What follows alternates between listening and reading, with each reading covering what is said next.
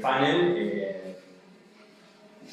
In this panel, we will have Laurin Mackowitz, Alejandra Bertucci, Florian Pistrol. We will start with Laurin's Mackowitz paper on heretical gestures of postmodernity. Thank you, Laurin, for being here in Atlanta. Body. Laurin Mackowitz is currently employed as a university assistant at the working unit of political philosophy at the Institute for Philosophy at the University of Graz. He teaches courses on classical and contemporary social and political philosophy, dealing with questions of poverty, affluence, liberalism, political aesthetics, collective identities, value politics, migration, and feminism. He co-hosts the podcast Voices in Political Philosophy, which present interviews with political theorists, philosophers, and activists.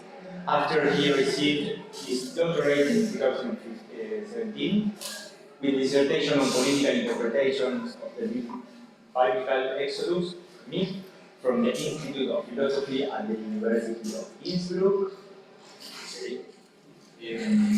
He worked for a year at the Institute for Austrian and Central European Studies at the University of Austria. His research focuses on the imagination, stabilization, and transgression of collective identity. Thank you. Thank you so much for the introduction, Peter, and gracias a todo, and thank you so much for all the people who are involved in making this workshop or this congress and this Semana de Filosofía happening. I'm going to read this in order to get through in time, so I hope you will excuse me if I'm a bit fast, but you have the Spanish translations and the other people will hopefully listen to me, be able to listen to me in English. So I'm going to talk about the heretical gestures of postmodernity. Heresy is not a system of belief or disbelief, it is a gesture in the sense of a performative speech act that is more than a rhetorical form, a phrase or language game, but the performance of the practice of theories. Heretical arguments are, as I want to show, referring to Jean-François Lyotard and Frederick Jameson, ways to instill change in theory. And to use a contentious term, heresy is innovative. Heresy is therefore central to ideas of progress, revolution, and scientific as well as social advancement. Historically, heresy is within the religious, and especially the Christian context, the word usually used in a moment of rejuvenation, abandonment, and overcoming of anachronistic, outdated theological dogma.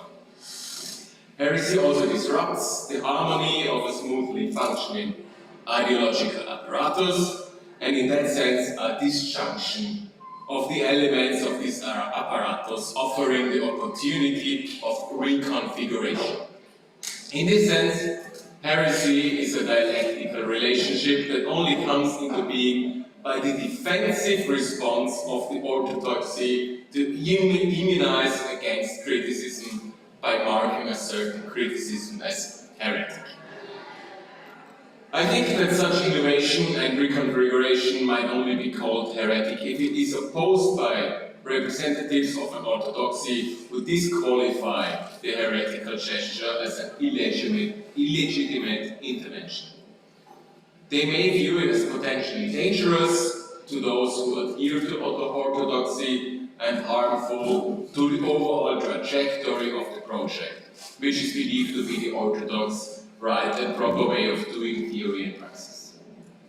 Heretical gestures, in that latter sense, are dialectical. They only make sense in contrast to something already established and which is attacked by an interruption that is then, if successful, incorporated into becoming what we could call the new orthodoxy. The dialectical gesture of postmodernity, therefore, is all but abandoning the projects of modernity.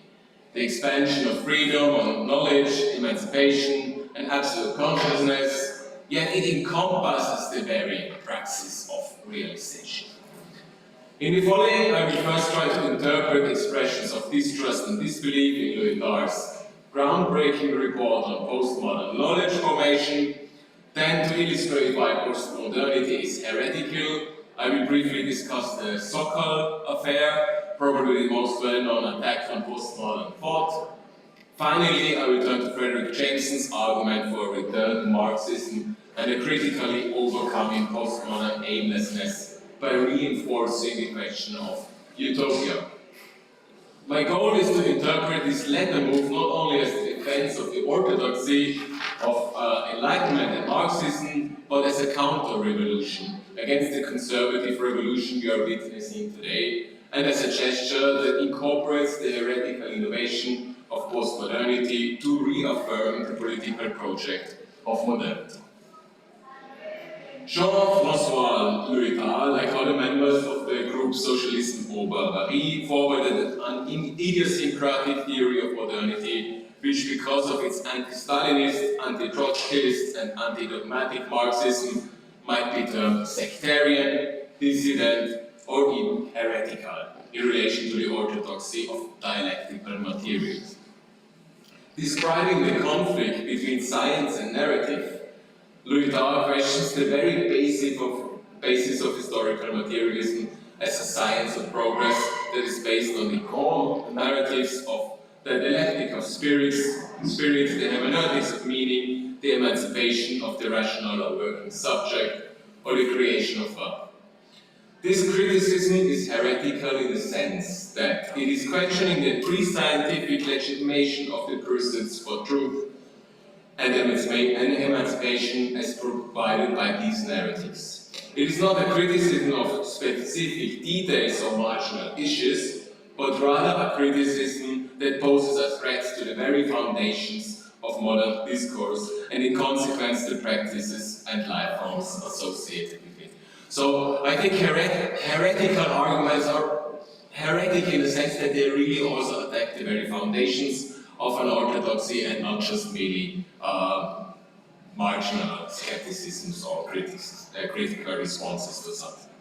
In his foreword to the postmodern condition, Jameson describes Lyotard's criticism of the totalizing and teleological ground narratives of modernity. He states that, quote, legitimation becomes visible as a problem only at the point in which it is called into question. This type of fundamental criticism, which questions the very basis of a system of thought or belief, might be called heretic, or a practice of, quote, paralogism that seeks out instabilities and the contradictions that are aimed by narrative. In an attempt to comprehend postmodernity as heretical, I aim to interpret heresy as a specific type of language game or gesture conceived as a performative action that conveys meaning and is directed at destabilizing consensus. It is a certain form of disagreement that accentuates that consensus is a horizon that is never reached, since someone always comes along to disturb it, as Lyotard puts it. It exceeds the unintentional noise accompanying information, constituting an intentional move that disrupts and destabilizes the explanatory power of narrative. As a tactical maneuver, this heretical gesture points at the foundationalist dilemma that all proofs and evidence are ultimately grounded in something unprovable. And as a political gesture, it points out that theory is ultimately not concerned with truth, but with power. Quote, science, technicians and instruments are purchased not to find truth, but to augment power, as Lyotard writes. In that sense, science becomes an opportunistic practice, and this was very self-critical in that sense, was what we are doing here, aimed not at reducing insecurity by providing certainty, but at appeasing and pleasing power in the hope of getting funded. The virtuous scientist becomes a salesman, or, as Lyotard polemically asserts, no money, no proof, and that means no verification of statements and no truth. The games of scientific language become the games of the rich, in which whoever is wealthiest has the best chance to be right. Unquote. Postmodern thought is seen as heretic in relation to positivist science and philosophy because the so-called scientific community attacked this new approach to doing science and philosophy as being anti-scientific, anti-philosophical, inconsistent and superficial, so lacking any kind of depth. Moreover, postmodernism was called abusive in the sense of misappropriating scientific theories and terminologies. In this way, Alain Sokal and Jean Bricmont argue in a work titled Intellectual Impostures, Postmodern Philosophers' Abuse of Science and Their Criticism of Postmodern Theory. And their theory should not be misunderstood as an arrogant gesture of the real and hard scientists against methodologies of the humanities and arts, but rather as motivated by an attempt to defend the canon of rationality and intellectual honesty that are or should be common to all scholarly disciplines. So here it is, again, this word of canonical orthodoxy that we have been hearing yesterday and today all over again. Postmodernists are thus depicted not only as dishonest liars, but as violators of what is presumed to be the standard form of doing science. Postmodernism is considered to be heretical in contrast to good scientific practice, since it subverts and violates the beliefs and terminologies of orthodox scientific practice and knowledge production. Sokal and Bricmont themselves point at this heretical gesture, arguing that confronted with postmodernity, quote, a self-perpetuating secular priesthood of credentialed scientists must maintain a monopoly on the production of scientific knowledge, unquote.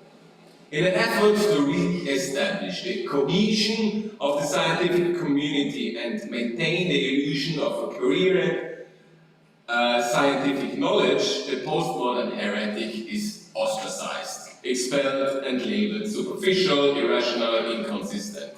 The disintegrating movements of late modernity, including the loss of clear-cut class dichotomies and the dismantling of welfare state, are not met with an abandonment of modern system of belief, but with an increased aggressiveness towards criticism. The defense of modern science through the expulsion of postmodern heresies appears to be itself a gesture or move within the language game of heresy orthodoxy. It is a move that establishes and reaffirms the set of rules of the game of science and society, and as such it strengthens the social bond between those who intend to set the rules, while excluding those who propose a different set of rules or demand to play a different game. So, this heresy orthodoxy dialectic is also really very much a form or an argument, a language game that produces the cohesion of a group. Faced with the erosion of modernity's core values and the subsequent anti-modern backlash, postmodern heresy appears to be an essential move not to overcome but to preserve modernity. In stark contrast to anti-modern nostalgia for a lost, organic or paradisiac society, postmodernity represents a leap forward that embraces the dissolution of traditional social bonds, be it the scientific community mentioned above, the family, the church, the military, or the party, to weave a more complex social fabric of today's mobile and global societies. So it's not at all about dissolution of everything, but about reconfiguring society or social bonds within a new era. However, discontent with the failures of history and science in achieving truth and freedom, postmodernism does not abandon but seeks to radicalize the demands of modernity in order to adapt them to new challenges posed by post-industrialism or the new proletarization of the service industry, white-collar workers, or academia. Lyotard's heresy is, however, also directed towards the idea of a collective subject of history, namely the proletariat as an acting subject of history, criticizing the Hegelian concept that one only gains life by risking it. Lyotard rhetorically asks in Libidinal Economy, did the workers of early capitalism subject themselves to industrial slavery because they cling to life, or because they actually enjoyed it? The hysterical, masochistic, whatever exhaustion enjoyed the mad destruction of their organic body. They enjoyed the decomposition of their personal identity, the identity of the peasant tradition, enjoyed the dissolution of their families and villages, and enjoyed the new monstrous anonymity of the suburbs and the pubs in the morning and evening. So this is probably one of the most criticized attacks against proletarization and proletariat as a class. This libidinal reading of industrialization points at the wide range of desires, passions and motivations behind engaging in various forms of proletarization offered by industrialization and as well by post-industrial proletarization, one might conclude. These desires, which are more complex than the Hegelian slave consciousness that gains freedom through risking one's life, neither the experience of the working class nor the ability to transform a society can be simplified as the historical mission of the working class. This critical gesture not only reinforces skepticism and distrust in modernity's meta-narratives, but also seems to sabotage class struggle. So here is probably also a word that is very important for me when I think about heretical gestures, that it is a form of sabotage, and as such it is also attacked. It is dividing convictions about radical social change. In his book about the postmodern cultural logic of capitalism, Frederick Jameson expresses a kind of nostalgia about times when it was possible to think historically. Postmodernism has lost its ability, and while it is merely looking for breaks within that modernity, grasped as a continuous stream of novelties, it has also lost its critical edge against capitalism, but has become the consumption of sheer commodification. What is more, Jameson argues, Lyotard's distrust in grand narratives present themselves as a narrative, the narrative of the end of narratives. Jameson argues that postmodernism might be understood as a compensation for the political failures of the emancipatory projects of the 1960s, and subsequently as a reconceptualization of utopian thought on a dehistoricized spatial level. Furthermore, Jameson argues that failing to arrive at some sort of new systematic cultural form would result in a view, if present history, as sheer heterogeneity, random differences, as coexistence of a host of distinct forces whose effectivity is undecidable, unquote. Enhancing instability to adequately reflect on what he terms as radical cultural politics, or more precisely, the mission of political art in the bewildering new world space of late or multinational capital. Considering the question how theory might grasp the persistence of alienation and anxiety, Jameson argues for the renewal of historical analysis and for overcoming the fear of utopia, which is the fear of the terror of revolution and the totalitarian utopian experiments of the 20th century, or the reproduction or reiteration of these utopian failures. By aiming to restore the reputation of utopia, Jameson argues that not revolution but counter-revolution, not a heretical gesture, but a defense gesture of orthodoxy is the one that terrorizes. Violence springs from counter-revolution, Jameson argues, and transmits violence to revolution and not the other way around. So, we couldn't really think about heresy, like what is the more problematic gesture? Is it the heretical one or the orthodox defense?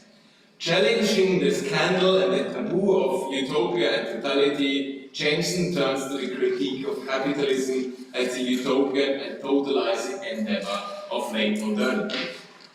The heretical gesture of postmodernity that enables the reconceptualization of capitalism as the ultimate grand narrative and totalizing system that is not only ideologically determining all relationships between subjects as commodities, but also effectively appropriates any and all revolutions, criticisms, and heresies into its system. One result of this defensive gesture of orthodox capitalism is not the dissolution of the proletariat and the subsequent abandonment of class as an analytical category, but the ubiquity of various forms of proletarization and commodification. The heretic intellectual elite becomes proletarian, alienated from their critical attitude and exploited of their innovative potential, while the heretical gesture of postmodernity becomes the driving force of the appropriation of cognitive labor. So let me conclude. The skepticism towards the totalizing conviction of grand narratives, however, does not lead to the disappearance of the pursuit of truth, reliable information or class struggle. Questions of adequacy, injustice, alienation and exploitations are asked once again, yet under different circumstances and outlooks. In order to continue conceptualizing history after the collapse of grand narratives, Lyotard turns to Kant and the idea that history is not a random sequence of events, but a whole, a unit that alludes to coercive conceptualizations of history as progress of knowledge or emancipation. And also to relate to your arguments about analogy, I want to point out that in the different Lyotard writes that thinking of historical materialism as analogy confuses what is a schemata in the Kantian sense with what is an analogy. So it is also a form of a misunderstood analogy, which is not just a schematic idea of a thread of history, but rather an identification of history with progress. According to Kant, history is a regulative idea of the mind and something that cannot be witnessed or proven by reason. History is a guiding thread of reason that connects the events and so-called science of history without imposing the concept of progress of absolute consciousness, of the dictatorship of the proletariat that forced experience into the theoretical frameworks of grand narratives. They do not suffocate or does not immediately appear to conform them. The interpretations of gestures of heresy and orthodoxy within Lyotard's and Jameson's works on postmodern discursive formations demonstrate that a dialectical moment of heresy, its movements of subversion and subsequent reinstitution.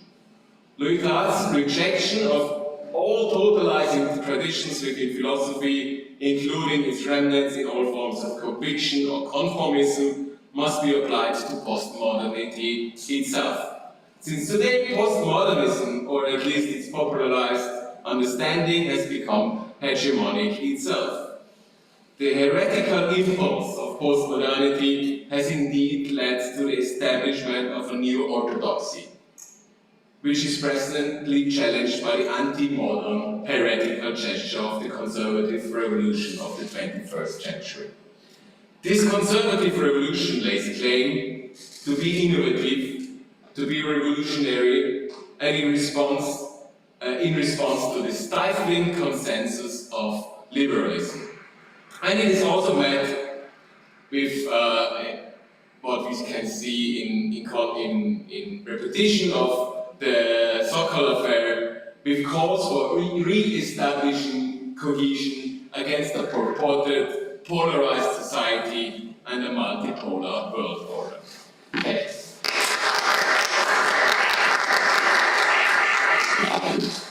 Thank you, Laurin, for your presentation. Time. Perfect. Now we are going to hear Alejandra Bertucci, our colleague here at the University of La Plata. Maybe I can read your presentation in English because we all know her. So only the presentation, and then she's going to read. Sorry. Acá, ¿no?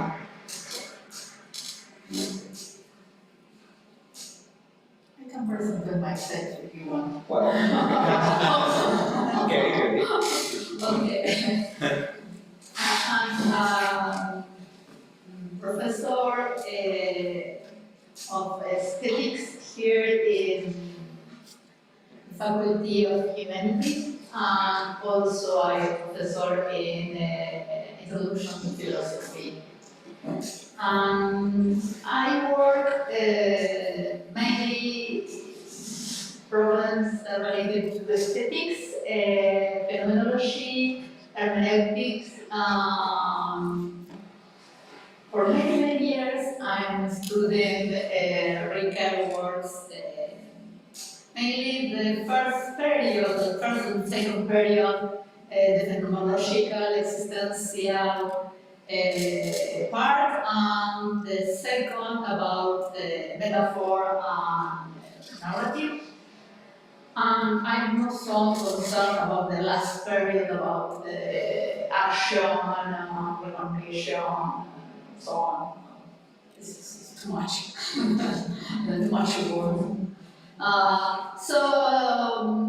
This paper is about the metaphor. That was the topic that Federico proposed to me for this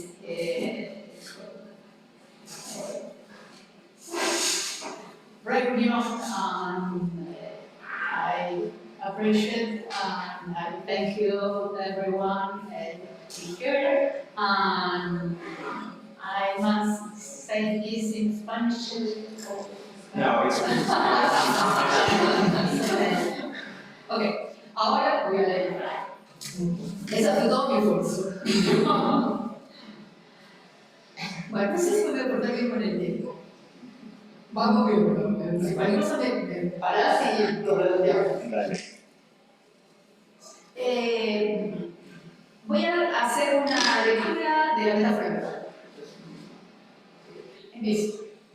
Las reflexiones de Aristóteles en sus obras poéticas y retóricas serán la brújula que oriente el análisis de Riquet a través de la metáfora. El primer capítulo delimita el problema y postula las principales hipótesis de lectura. El estilo de escritura de Riquet se caracteriza por ser muy detallado, complejo y erudito. Intentaremos reducirlo a una dimensión que ayude a presentar sus ideas más relevantes en la primera parte del trabajo. En la segunda parte dejaremos a Aristóteles para reconstruir la posición de Riquet a partir de tres niveles de análisis: semiótico, semántico y hermenéutico. Los dos primeros provienen de la definición de Benveniste entre dos unidades del discurso, el signo y la frase. La hermenéutica corresponde a los textos, obras del discurso mayores a la frase. De este modo pasaremos de la polisemia de las palabras a la ambigüedad de la frase para culminar en la plurivocidad de las obras, viendo cómo funciona la metáfora en cada nivel. En la tercera y última parte presentaremos algunas conclusiones. Primera parte: el origen del problema en Aristóteles. Nuestro hilo de Ariadna en esta sección será la lexis, palabra griega de difícil traducción que Riquet decide usar en el original griego junto con otras palabras claves como mimesis y mitos.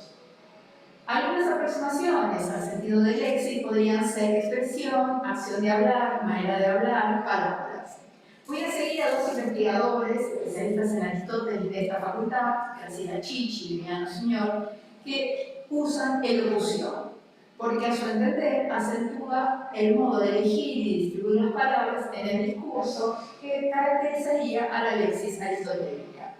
Utilizando terminología del sociólogo, el empleo efectivo en un discurso de las principales funciones del lenguaje, la selección y la combinación de los signos. Cuando el discurso es filosófico, la lexis no parece ser relevante. La búsqueda de lo universal se reduce a ocuparse de las formas lógicas a partir de los silogismos. Pero cuando dejamos la episteme y nos vamos a la tecne, las tecnes relacionadas con el lenguaje, como sería el caso de la poética y la retórica, nos vemos obligados a prestar atención a la elocución, a la propia materialidad del logos. Los objetos de estudio de estas disciplinas tendrán criterios de verdad y validez diferentes a los de la ciencia. La retórica refiere a un tipo de práctica humana, la poética a un tipo de producción, a una producción de un objeto mimético y no utilitario. Aristóteles, a diferencia de Platón, no ve nada en la retórica y en la poética solo por la que es decir, simulación y engaño. Y que sostiene que la retórica de Aristóteles es un intento filosófico por regular el uso salvaje de la palabra en Grecia en manos de los sofistas. En las manos equivocadas, el poder de la palabra puede manipular y esclavizar. Por eso Aristóteles acepta que, si bien el fin del orador es la persuasión, esta no puede realizarse a cualquier costo. Es necesario utilizar argumentos apropiados, cuyos criterios de verdad sean lo probable y lo verosímil, sin caer en la falsedad.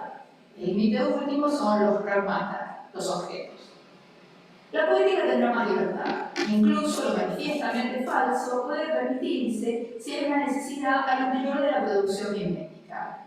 Lo verosímil es más importante aquí que lo verdadero. Eso no implica que la tragedia sea mentira. Ya dijimos que no es Coloquio, el orden de los pseudo, sino conocimiento, incluso un conocimiento que se relaciona con lo filosófico, en tanto la poética es más filosófica que la historia. Porque mientras la historia se ocupa de lo que sucedió, la poética trata de lo que podría suceder. Volvamos a la lexis. La elocución poética y retórica es una elocución trabajada. No es una habla espontánea, sino producto de un arte, en el sentido original del término, un saber que depende de reglas que pueden ser enseñadas. La metáfora será entre el repertorio de los instrumentos para trabajar la lexis es que Aristóteles más admira y recomienda. Para explicar qué entiende Aristóteles por metáfora, debemos ir al capítulo 20 de la poética. Allí, la lexis es analizada a partir de sus elementos constitutivos: letras, sílabas, conjunción, artículo, nombre, verbo, caso y discurso. Y que entiende que en esta enumeración la clave es el nombre o norma, entendido como una palabra con sentido constituido por partes no significativas y que carece de marca de tiempo, unidad de sentido. Lo que la diferencia del verbo, palabra significativa con marca temporal. Y finalmente tendríamos el logos, que ya es la unión de un nombre y de un verbo, una proposición. En el capítulo 21 se enumeran los tipos de palabras que puede usar el poeta. El poeta puede jugar con las palabras. Tendríamos primero las palabras comunes, es decir, el uso general de una palabra en una región, la palabra extraña o dialectal, es decir, de uso general en otra región, las metáforas, la palabra empleada por el poeta, palabras alargadas, agregando una vocal, una sílaba, palabras abreviadas, que se le quita algo, y palabras alteradas, en una parte común y la otra a nivel del poeta. Salvo la palabra común, todas las otras se caracterizan por ser extrañas, alódigos es el término griego.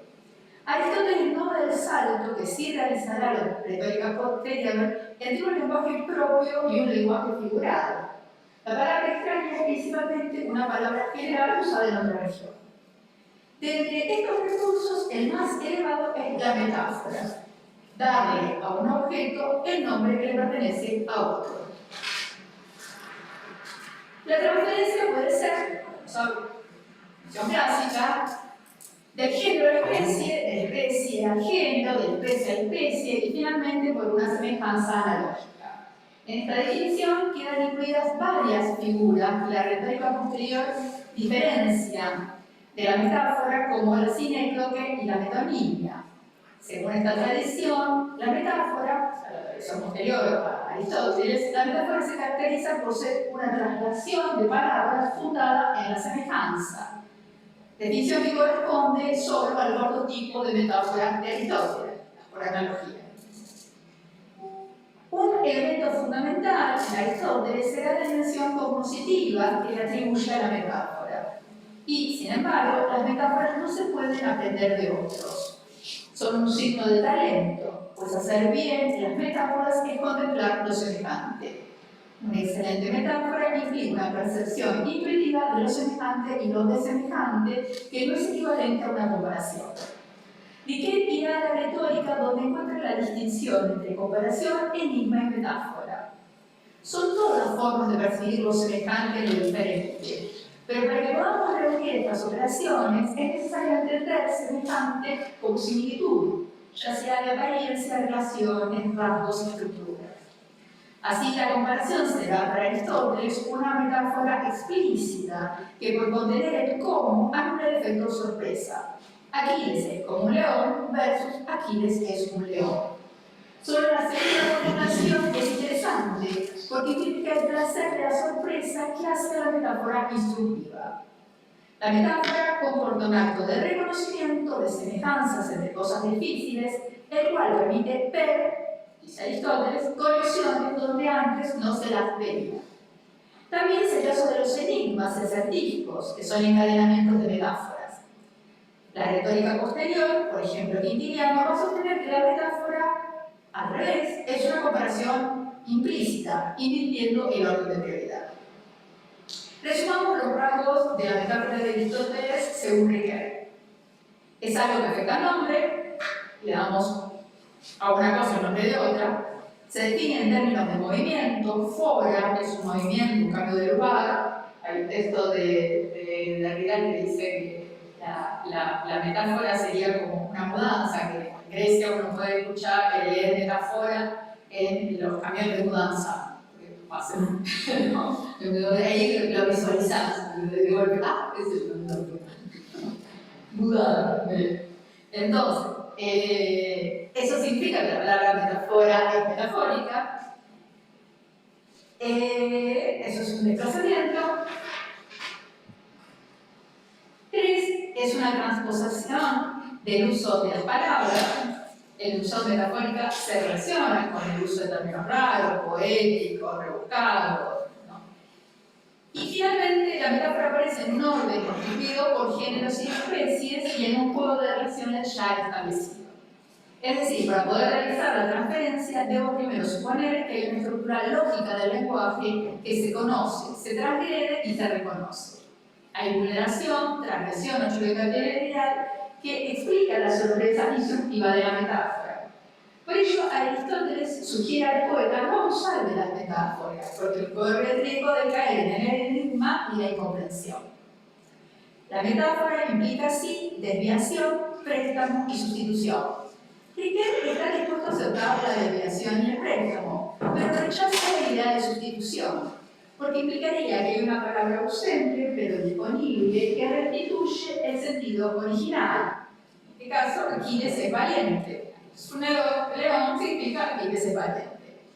La traductibilidad total de la metáfora la reduce a un adorno del lenguaje.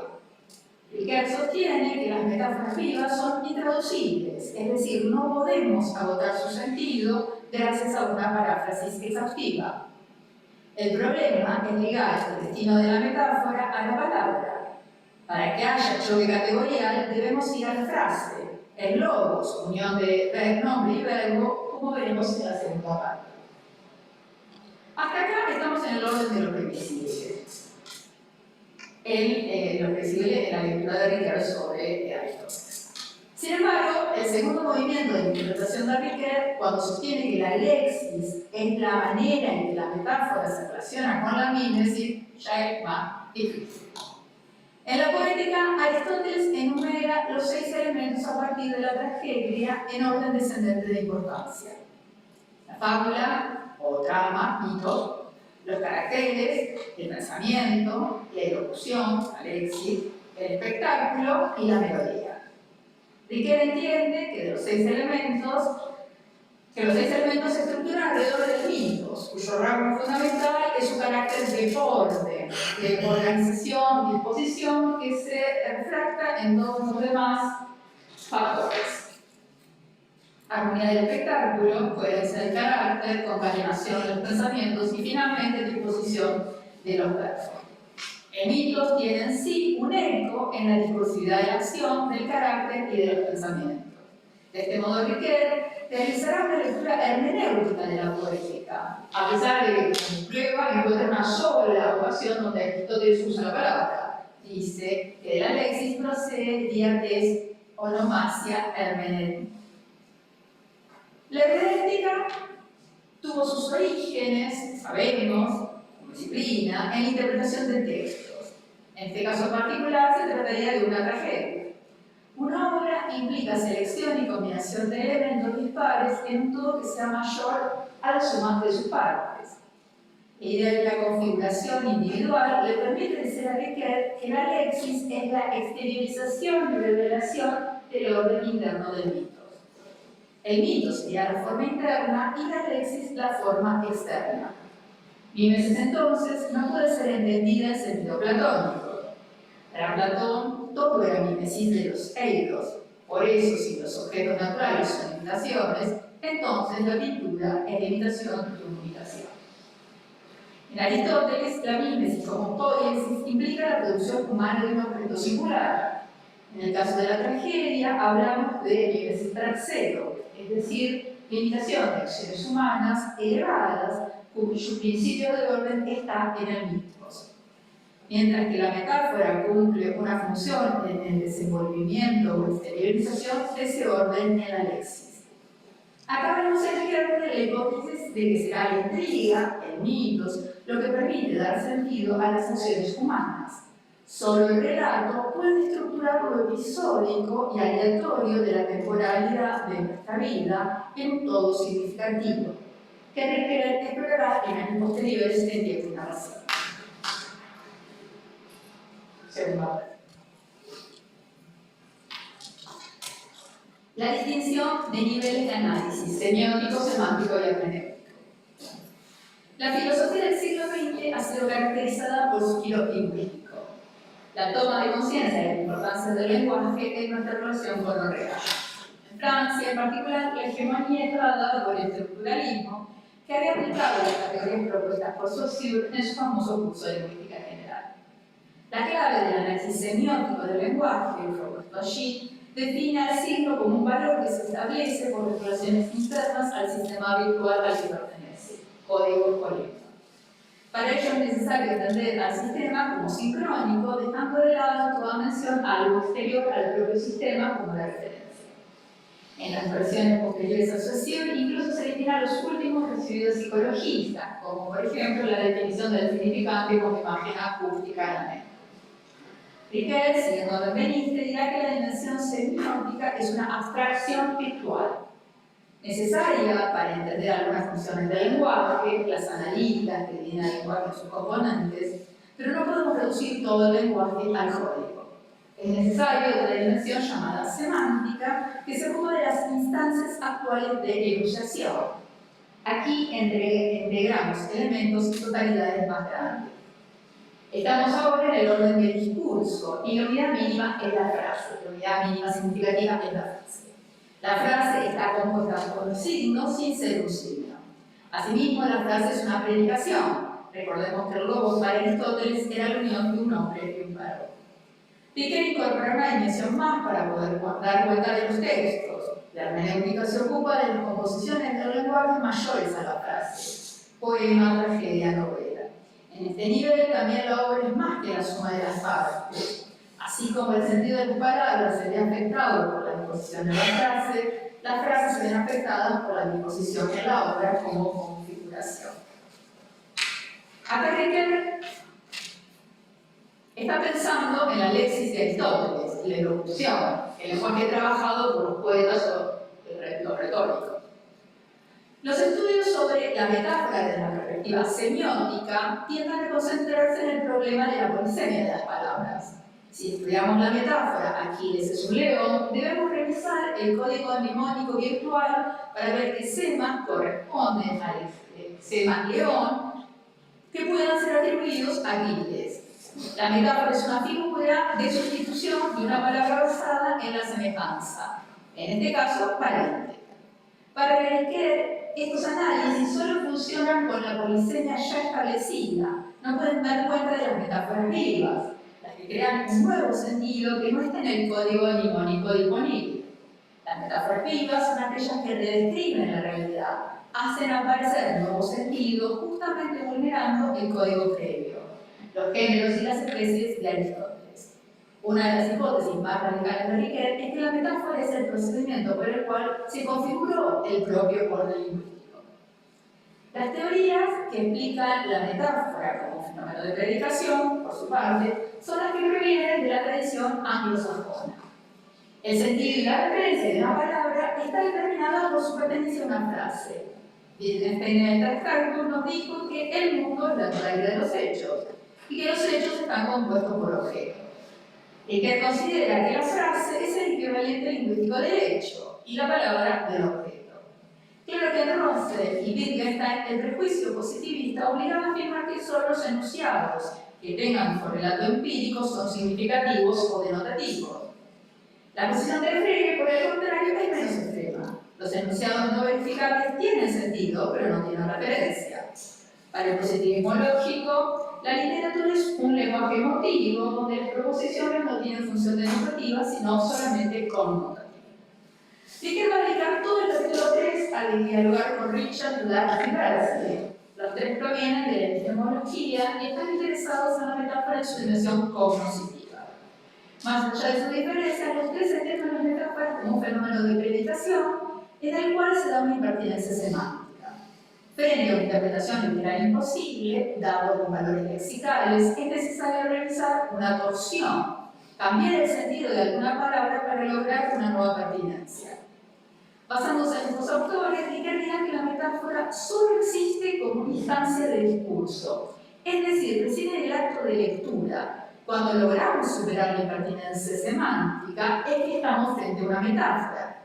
En caso contrario, es una expresión sin sentido. Heretical quiere recuperar la relación entre metáfora y semejanza que introdujo Aristóteles, pero será resultado del proceso metafórico y no causa. Cuando logramos ver la semejanza, a pesar de las diferencias, es que la metáfora se vuelve cognoscitiva. Perdón, tendría aquí grabando 2 minutitos. Dale, entonces llegamos al tercer nivel del análisis, el hermenéutico. Lo abordaremos a partir de la teoría de los modelos en ciencia. En particular, Rica trabaja 2 libros, Modelos y Metáforas de Mackowitz y Modelos y Analogías, Ciencia de Hegemony. Para las versiones positivistas de Hempel y Popper, la ciencia solo se tenía que ocupar del contexto de justificación de las actividades científicas y no del contexto de descubrimiento. Como un científico se le ocurrió una teoría, era irrelevante mientras pudiéramos contrastarla con los hechos. Y si bien la verificación era imposible, por la simetría entre inducción y deducción, bastaba con el criterio de falsibilidad para establecer la cientificidad de las teorías. Que se por el contrario sostiene que como el explanando la revisión de los hechos no puede ser reducido a explanan las teorías científicas, estamos obligados, por lo tanto, a crear nuevas descripciones de los hechos en un mundo en constante transformación. Black, por su parte, sostiene que los modelos funcionan como las metáforas. Hay para Black 3 tipos de modelos, los a escala, los analógicos y los teóricos. El que le parece más interesante son los teóricos, y este nivel es donde trabaja la metáfora. No trabaja en el nivel de los otros.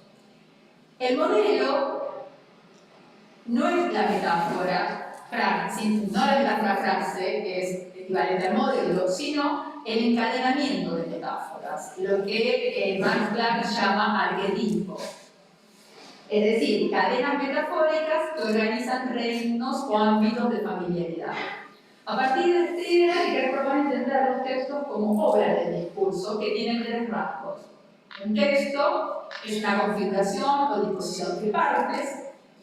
Esa configuración o posición de partes está regulada por un género en particular, al cual pertenece, poema, novela, drama, y tiene una existencia individual que es su estilo. Así, entendidas las obras literarias, despliegan un mundo, una variación imaginaria del mundo habitable. Implican una redescripción de la realidad que une descripción y creación.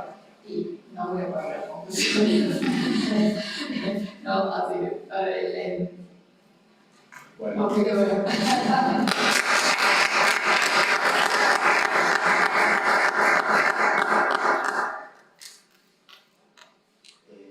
Bueno, gracias, Alejandra.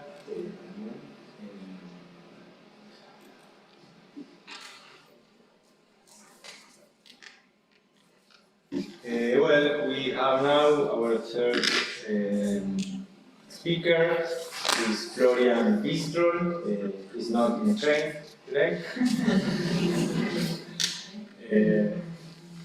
And he's a university assistant in the philosophy department at the University of Innsbruck. He is part of the research project membership Metaphors as Doorkeepers, which investigates the role of metaphors in the philosophical discourse on migration and refugees. His main interests are in political philosophy, the philosophy of testimony, metaphorology, and post-structuralism. Thank you, Florian, for being there. I don't remember if you have something to share, or you are going to share the... I could share my screen. Okay, thank you.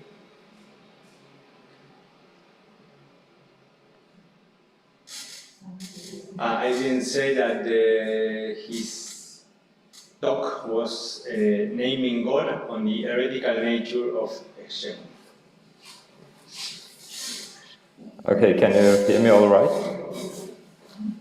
Yes. Okay. Thanks much for your kind words of introduction.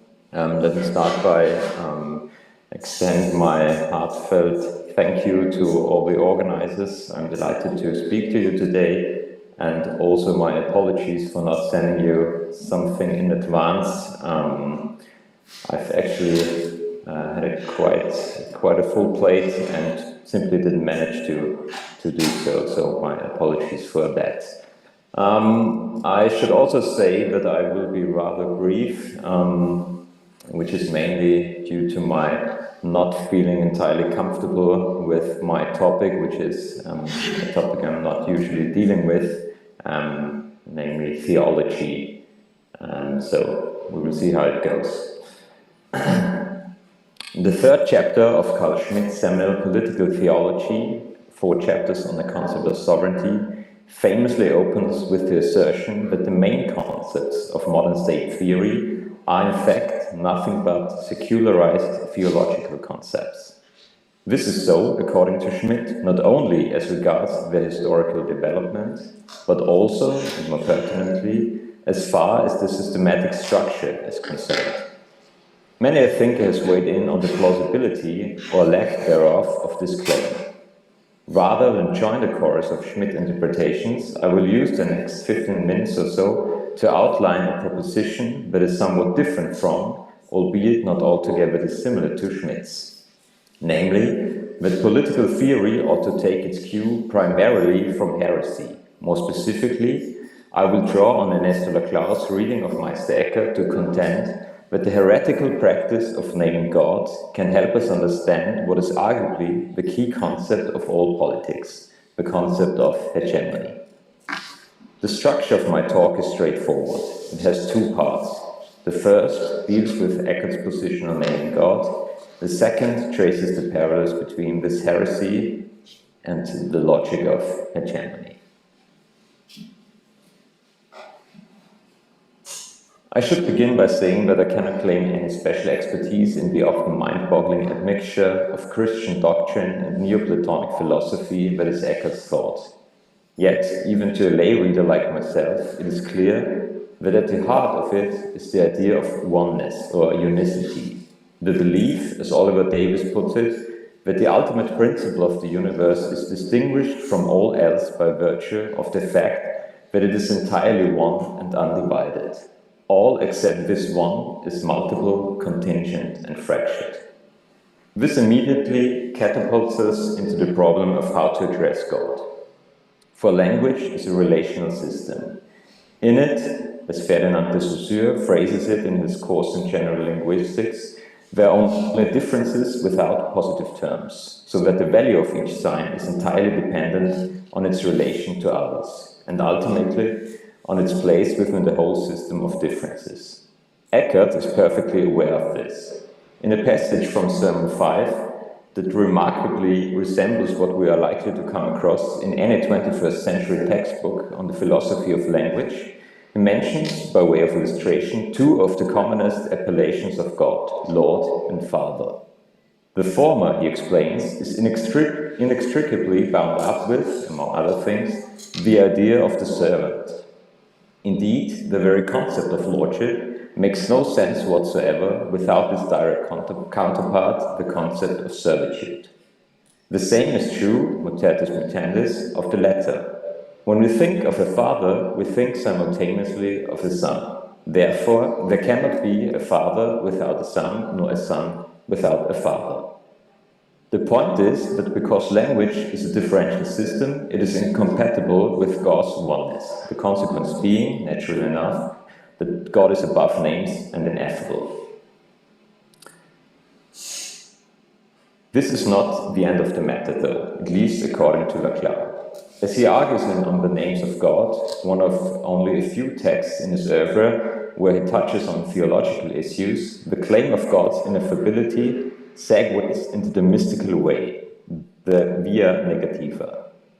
This mystical way is perhaps best exemplified by Pseudo-Dionysius' Areopagite, who tells us that God is, quote, not soul, not intellect, not imagination, opinion, reason, and not understanding, not logos, not intellection, not spoken, not thought, not number, not order, not greatness, not smallness, not equality, not inequality, not likeness, not unlikeness, not having stood, not moved, not addressed, etc. This enumeration does more than merely underline the impossibility of properly naming God.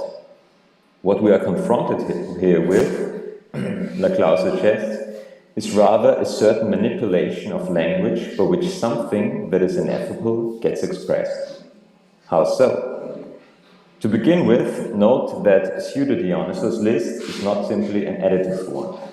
The items on it have something in common, namely, that they can be substituted one for the other. Of course, each of them has a certain differential identity.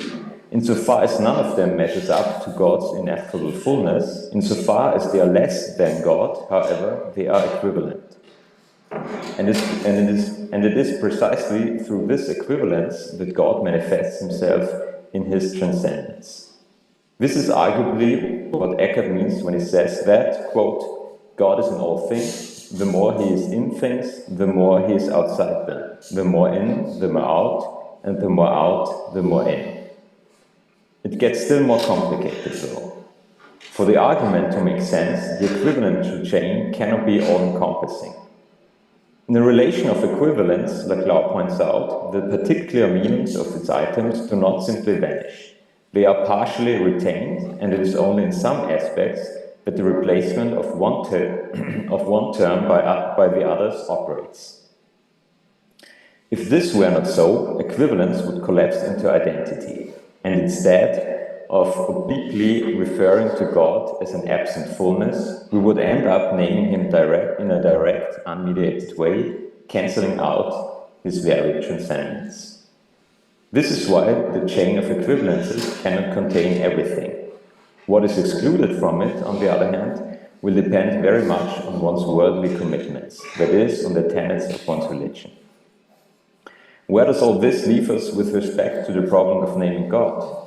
Whatever name one chooses, and this of course includes the name God, it will be a matter of trying to empty some signifier as much as possible of its particular signified to make it express the equivalential chain that indicates a universality beyond its reach.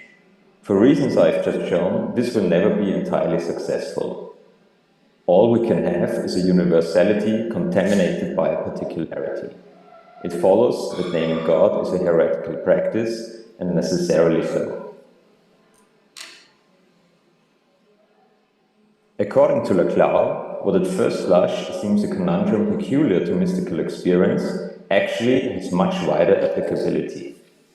Indeed, it ultimately characterizes all signifying systems and therefore also structures the political realm. To see why this is the case, let us briefly return to Saussure's insight into the differential constitution of identity. If every act of signification implies the whole system of differences, then it becomes necessary to somehow define this very system, which in turn requires that we determine its limits, what is beyond it. Yet this is where the rub lies. If we really take seriously the idea that the value of each sign depends on its relation to all other signs, we cannot posit an ultimate ground. Nor can we think of yet another differential element, as this would leave us with an indefinite dispersion of differences that could not but thwart any act of signification. Leclerc's ingenious solution to this problem is to interpret the limit in terms of an exclusion, or radical otherness, the actualization of which would involve the impossibility of what is this side of the limit. Thus conceived, the limit produces a split in each and every element of the system. On the one hand, it has an identity only so far as it is different from the others. On the other, all these differences are equivalent to each other inasmuch as all of them belong to this side of the frontier of exclusion. If this sounds familiar, and I hope it does, so will the next step in Leclerc's argument. Once it is about representing the totality of the system, he tells us all we can do is pick one of the differential signifiers and empty it as best we can of what it signifies. In this way, it will come to stand for all the elements with which it is in a relation of equivalence. At this point, it goes without saying that our efforts to this end will inevitably fall short. No signifier is ever truly empty, so that the representation of the universal will always show some traces of particularity. If we now turn to politics proper, we will see that the presence of tendentially empty signifiers, so crucial to both mystical experience and language in general, is also the very condition of hegemony. Provided that one goes along with the centrality that Leclerc has accorded to the concept of hegemony since the publication of Hegemony and Socialist Strategy towards Heretical Democratic Politics in 1985, it follows that there is a heretical dimension to all politics. Let us unpack this claim. I assume it is not too controversial a claim to say that the social fabric is made up of different actors representing sectoral interests. In this sense, society is a hodgepodge of particularities. Needless to say, these interests do not necessarily coexist peacefully. In fact, they never do. Society is riddled by antagonisms, by internal frontiers setting some actors against others. As a result, some struggles will always be thwarted and, for that very reason, will be linked together to form a chain of equivalences. What unites them is not some shared objective, but, on the contrary, something entirely negative, the simple fact of being frustrated. Consequently, the meaning of each struggle is internally split, awkwardly oscillating between its particular aim and its opposition to the existing state of affairs. At some point, according to Leclerc, one of these thwarted struggles will come to represent the equivalential chain in its entirety, emptying itself as much as possible of its particular content in order to morph into the signifier of the absent communitarian fullness. This is what hegemony is all about.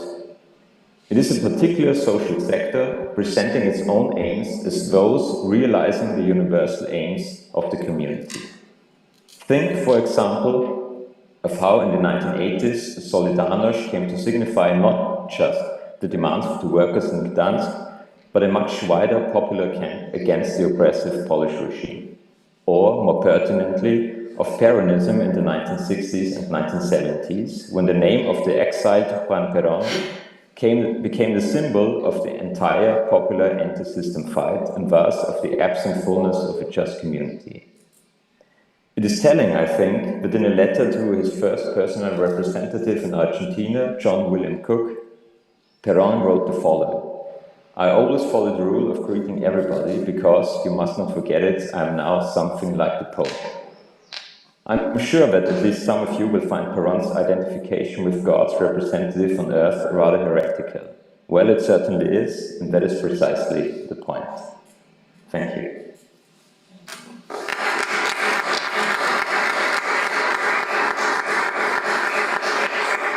Thank you, Florian, for the time. Well, we have time for some questions. I have a question for Laurin. But first, I want to thank you all for the presentations. I enjoyed them, and I learned a lot about topics which I'm not really. I don't really know prepare, but now I know prepare. And also I want to thank Florian for talking about Perón. That was great. Laurin, my question is about this paradoxical situation that you mentioned at the end of your presentation about this heretical orthodoxies that we have now, and this phenomenon of some neo-conservatism, or I'm thinking about anti-feminist women, or drag wives, or alpha males with no jobs, or something, that sort of situation that we are in, at least here. Not here, in Argentina.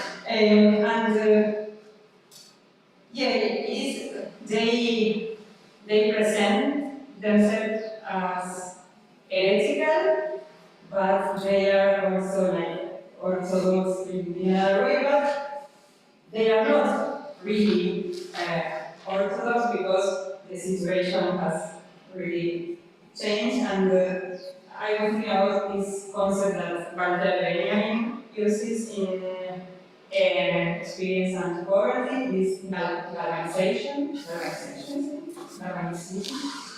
And he noticed that they are this like it's not a genuine revival of, for example, astrology or these practices. So it's a galvanization. It's like a fake revival or not so authentic revival. I don't know. I want to maybe hear something more from you, because it's clear. Yeah, thank you. Thank you very much for that question. And this conclusion really arrived at the end when I was already done with my talk, and I thought, well, where are we now? In which situation does this apply to our times, when being heretic has become something of a glamorous statement. I'm a heretic, and therefore I am allowed to speak, and I am allowed to say whatever I want, even though I'm making racist or sexist statements. And I think, it's not really the conservative or neoconservative,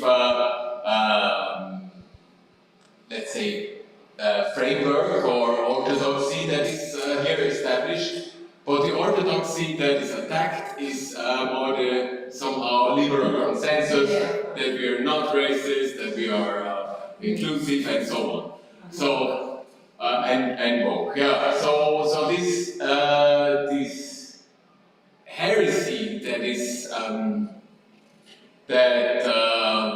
people like Millet or Trump's statements that we also saw this morning, they are really in a way provoking the establishment of a new consensus.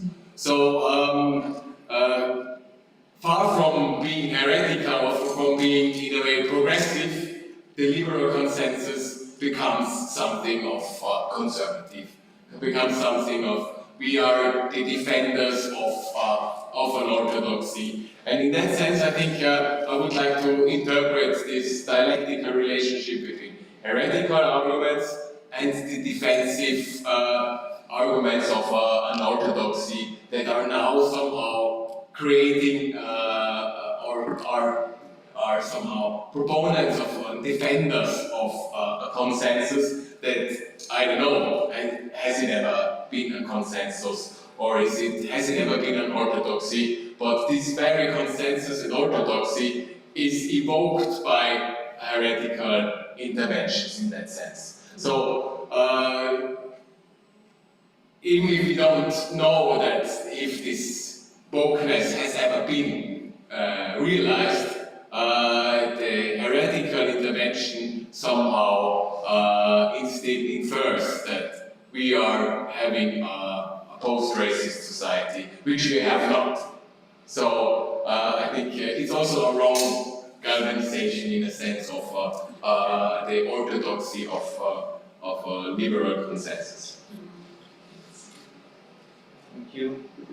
Debbie? I have a question for Florian. Yes. I'm joining because I want to see him. Hi, Florian. Thank you very much for your talk. It was fascinating because, as you know, I'm so much into the secular prohibition of image and all what it can imply, and then to hear about the heretic practice of Laclau was quite interesting. I have a suggestion, proposal, and would be curious what you think of it.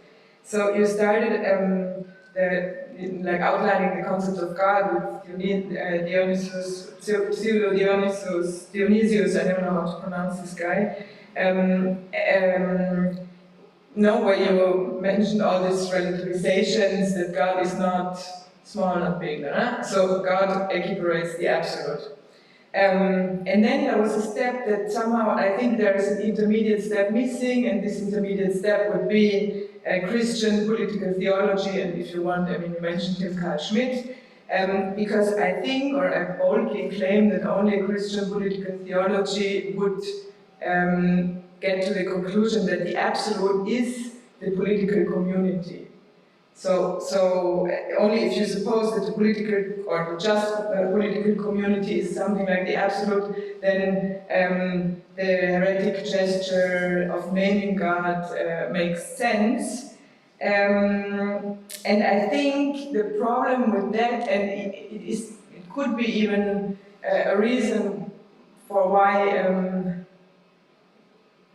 in Laclau's political thinking, Peronismo is so important. I think that if you think like that, you end up with the idea of nation, a nation state.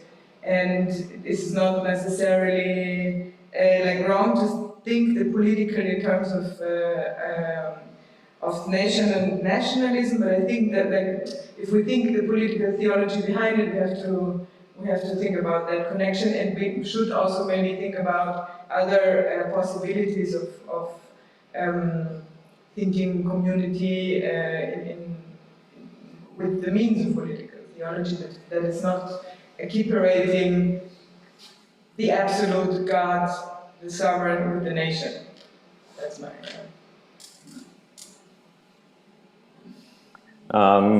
Thank you for your question. Well, I would say, well, of course, the thinker Laclau deals with is a Christian mystic, Meister Eckhart, who, by the way, was also charged with heresy and ultimately, after his death, condemned. But that's just a side note. As regards the second part of her, so of course,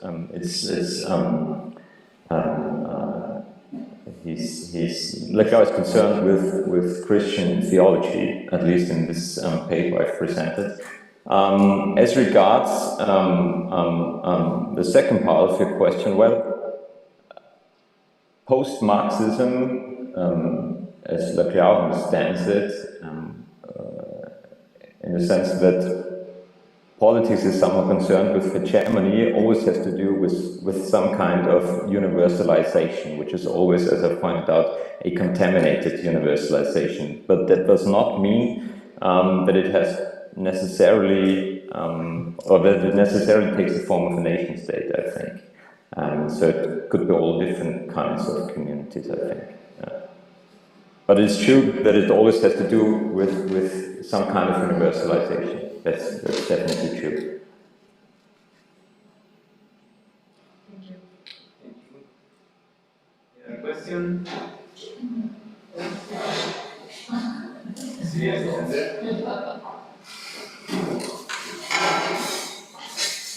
Sí, Florian, ¿no? Sí. Hi, Florian. My question is about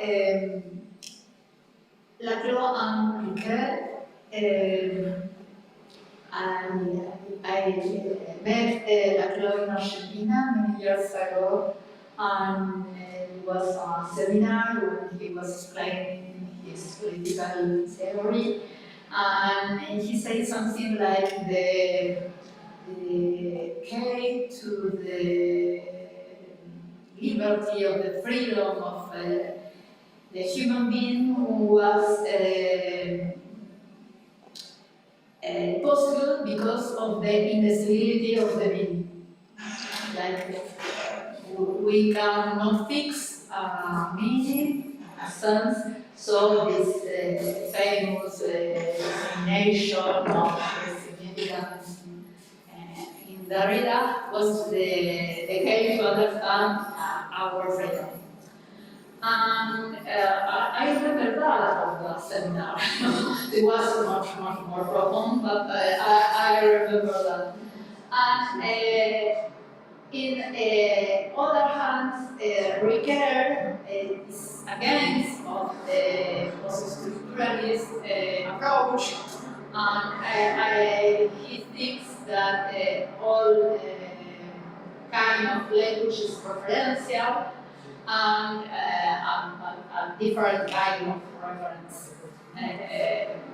Science have a kind of reference, empirical verification, and the poetic language is a fictional reference. And he says it's strange and me think about your presentation. He says that religion language also has a reference, and the reference is the name of God. This is I don't know what that means, but I wanted to share with you this affirmation. Thank you. Okay. Yeah, thank you so much for sharing this with me.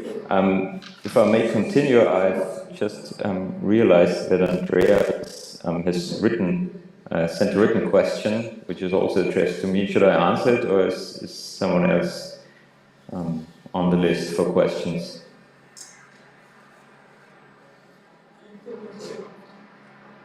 Andrea have a question or is? It's in the chat. Yeah.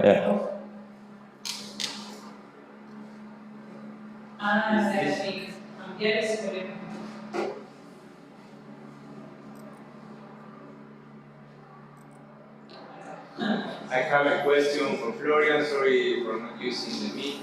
Is the use of the term heretic in the context of your analysis of hegemony primarily a metaphorical one, or is there also a systematic theological meaning beyond the metaphor? In other words, is Laclau's hegemony a political theology related to that of Schmitt, despite their genuine differences? Well, I will be very brief. I think that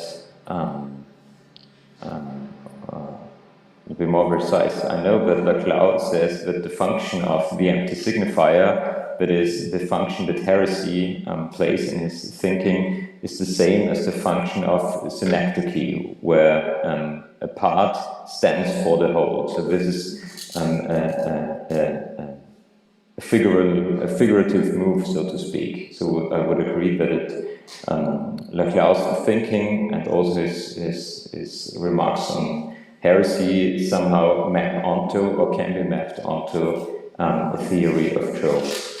As regards the connection between Laclau and Schmitt, I think there's not much of a relation. I think there's a connection between Muff and Schmitt, but not so much between Laclau and Schmitt, because he does not think antagonism in terms of a simple friend-enemy opposition, which I think Muff unfortunately does. Okay, thank you. Tengo una preguntita más para la universidad, y además una preguntita cero. Dale. Para Alejandra, que me quedé pensando, en realidad es una pregunta así totalmente de que no sé si cuentes, si Heretical tiene como alguna valoración del uso de las metáforas en filosofía, como qué piensa sobre la potencialidad de uso de metáforas en la argumentación, en el trabajo filosófico, ¿no? Él es muy estricto con los ámbitos de discurso. O sea, hay la filosofía, la literatura, la ciencia. O sea, no le gusta la idea de que vos tenés que reducir él está en contra de cualquier reduccionismo. O sea, la realidad es demasiado compleja para que vos la reduzcas a una categoría.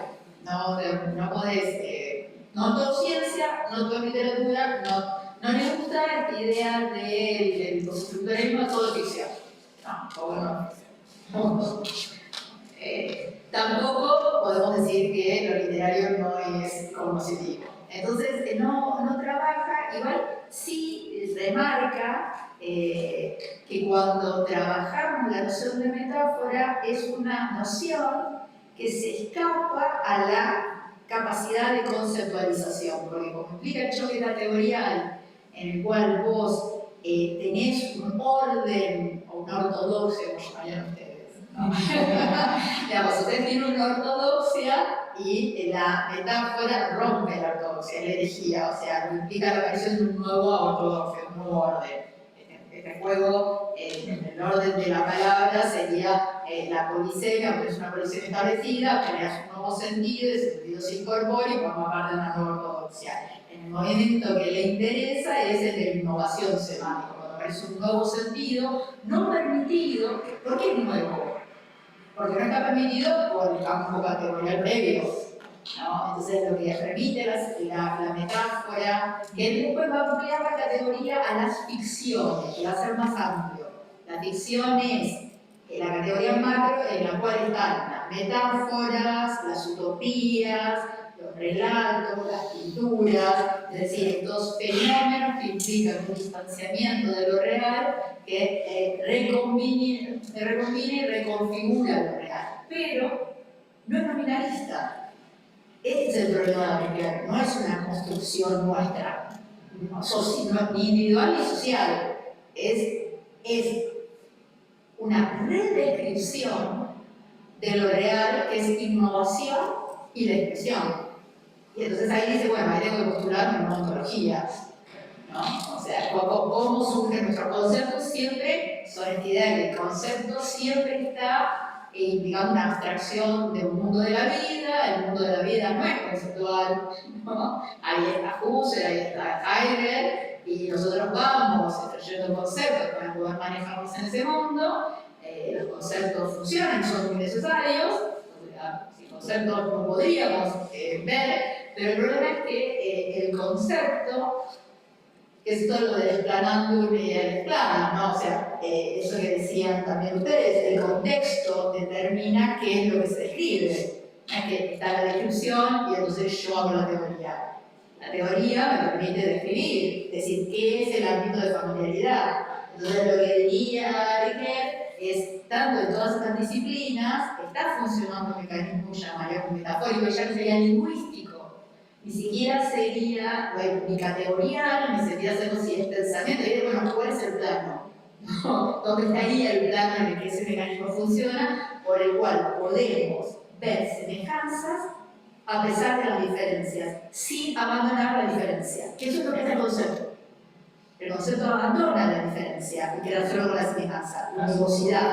Pero la metáfora es la inestabilidad entre la semejanza y la desemejanza. Entonces vos tenés lo particular, que es la intuición, la captación, tenés el concepto y en el medio tenés la metáfora, que es el vehículo que me lleva de lo particular a lo universal. Ese sería el esquema básico. Funciona en todos los órdenes bajo distinta lógica. Pero la metáfora lingüística también puede ser metáfora visual, puede ser. Y él lo analiza en ese sentido.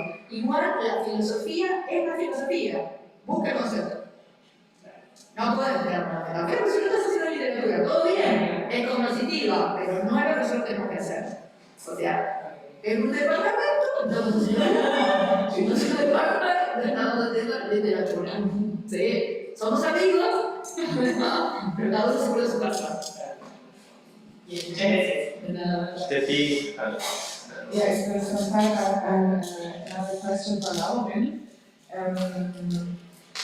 I wanted to hear more about Yuka's most provocative gesture, when he says that proletarian actually wanted to proletarize himself because he wanted to live there, live it in a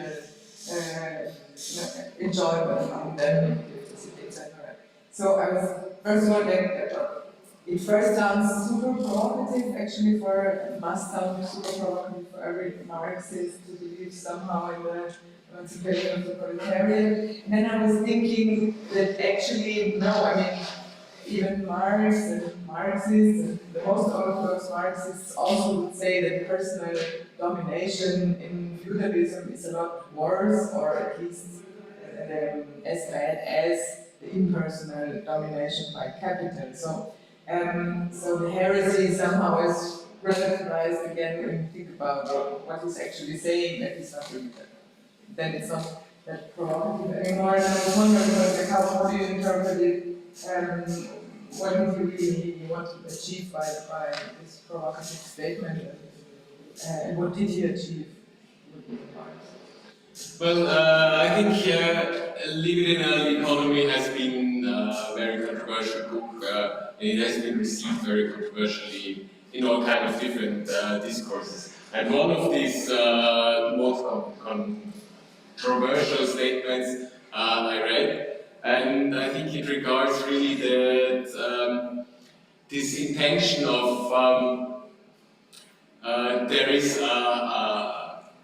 the subject of history, which is the working class, which is not intending to liberate themselves from intentional oppression, but which itself has the intention, even though it's maybe pervert or masochistic, to be subjugated by capitalism. And why I wanted to mention that was also to relate that to not just the industrial proletariat, but also to the new proletariat we are thinking of when we are also thinking about the universities. Like, what are we doing as university workers, other than that we are trying to sell our work to those who provide the most funding.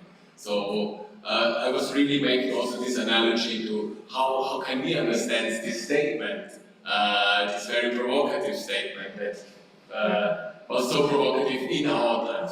So maybe this helps. Yeah, thank you. Well, thank you. I think that we can finish here. Our next panel will be at 3 o'clock in an hour and 10 minutes, more or less. So, see you later. Thank you. Thank you. Bye.